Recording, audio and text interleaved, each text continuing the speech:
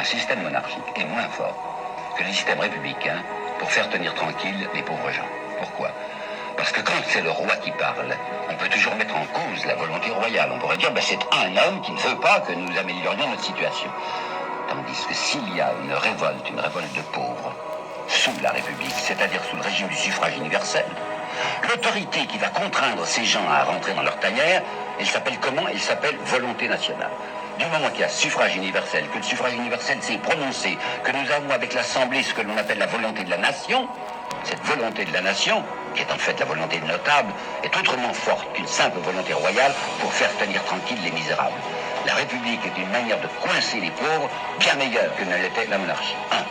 Deuxièmement, là je voudrais vous apporter une citation de Jean-Jacques Rousseau. Jamais dans une monarchie, l'opulence d'un particulier ne peut le mettre au-dessus du prince.